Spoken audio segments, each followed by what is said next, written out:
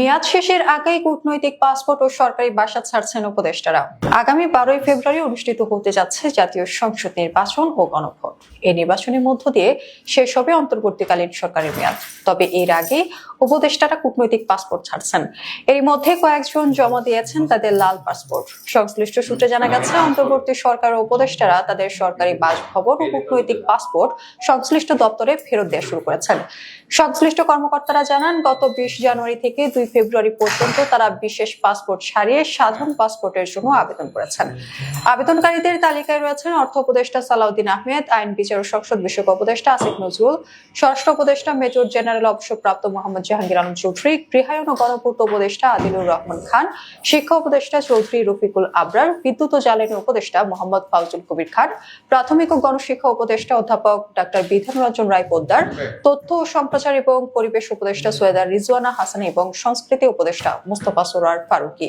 পুলিশের মহাপরিদর্শক বাহরুল আলমও তার লাল পাসপোর্ট জমা দিয়েছেন। এছাড়া ইতিমধ্যে দুজন উপদেষ্টা তাদের বসবাসের জন্য সরকার থেকে দেয়া বাসা ছেড়ে দিয়েছেন।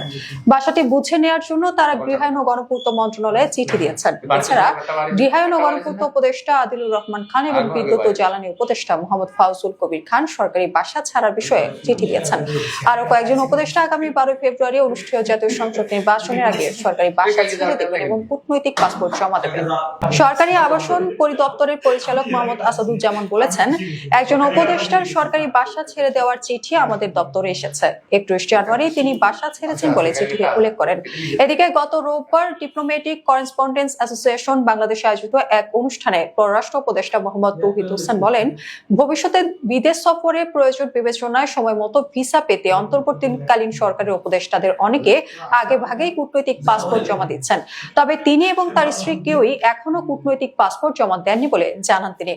সংশ্লিষ্টরা বলছেন, উপদেষ্টাদের বাসা ছেড়ে দেওয়া ও কূটনৈতিক পাসপোর্ট জমা দেওয়া থেকে বোঝা যাচ্ছে অন্তর্বর্তী সরকার নির্বাচনের পরপরই যত দ্রুত সম্ভব নির্বাচিত সরকারের কাছে দায়িত্ব হস্তান্তর করতে চায়। সেজন্য তারা আগাম প্রস্তুতি নিচ্ছেন। এদিকে অভিযোগ উঠেছে, পদত্যাগে প্রায় 2 মাস পার হলেও 1 ফেব্রুয়ারি পর্যন্ত সরকারি বাসা ছাড়েননি সাবেক 2 উপদেষ্টা আসিফ মাহমুদ সজীব ভুঁইয়া ও মাহফুজ আলম। সম্প্রতি একটি গণমাধ্যমে 2 মাস আগে পদত্যাগ করেও সরকারি বাসায় আসিফ ও মাহফুজ শিরোনামে সংবাদ প্রকাশিত হয়। তবে এই সংবাদকে মিথ্যা, বানোয়াট ও উদ্দেশ্য প্রণোদিত বলে দাবি করেছেন সাবেক যুব ও ক্রীড়া উপদেষ্টা এবং জাতীয় নাগরিক পার্টি এর মুখপাত্র আসিফ মাহমুদ। এক প্রতিবাদ লিপিতে তিনি বলেন, আমি 2025 সালের 10 ডিসেম্বর পদত্যাগ করি এবং একই মাসের 31 তারিখে হিয়ার রোডের সরকারি বাসা নিলয় 6 যথাযথভাবে হস্তান্তর করি।